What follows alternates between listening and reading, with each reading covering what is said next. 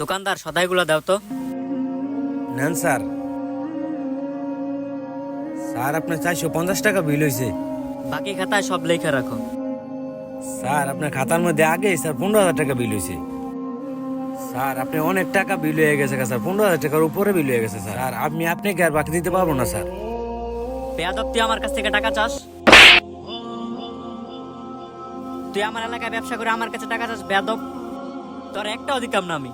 আসসালামু আলাইকুম স্যার, কোনো সমস্যা কি হয়েছে? না না, কোনো সমস্যা নাই, তোমরা যাও গা। ইরফান ভাই, স্যারে আমার কাছ থেকে প্রতিদিনই মাল নিয়ে যায়। উনি খালি বাকি নিয়ে যায়, তখন আমি টাকা চাইলাম টাকা দেয় না। ওনার কাছে আমি আগেই 15,000 টাকা পাই। টাকা চাওয়ার পরে উনি আমাকে থাপ্পড় মারছে। উনি আবার বলতেছে আমার নাকি কোনো টাকাই দিবে না। স্যার আপনি কি বাকি নিয়ে টাকা দেন না? শুধু আমার টাকা না, ওই যে ওর বাড়ি স্যারের বাড়িতে কাজ করে রায়হান, ওর বাড়িতে কাজ করে, হের টাকাটাও উনি পর্যন্ত দেয় না 6 মাসের। রায়হান তুই কস না কে, তোর বেতন দেয় না ক?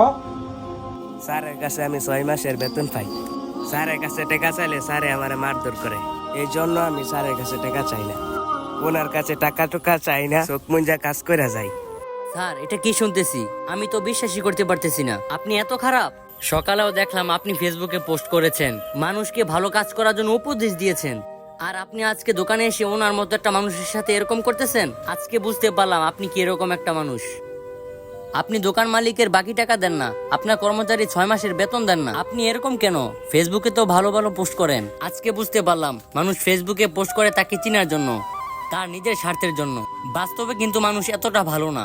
আপনি ফেসবুকে পোস্ট করেন শ্রমিকের ঘাম শুকানোর আগে তার পারিশ্রমিক দিয়ে দিতে হবে। আপনি ফেসবুকে যে পোস্টগুলো করেন, আপনি যদি তা অর্ধেকও মানতেন তাহলে আজকে এই দেশটা কত ভালোভাবে চলতো, কত উন্নত হতো। আচ্ছা স্যার, আপনি দোকানদারের বাকি টাকা আর আপনার যে কর্মচারী আছে তার 6 মাসের বেতন এখন এই মুহূর্তে পরিশোধ করবেন।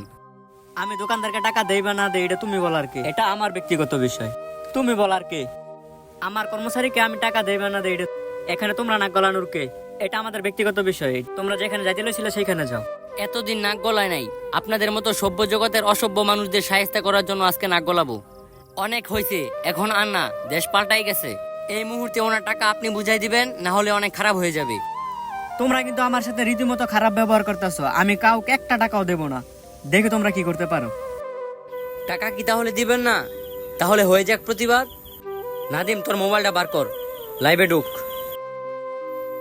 দে আমার কাছে দে।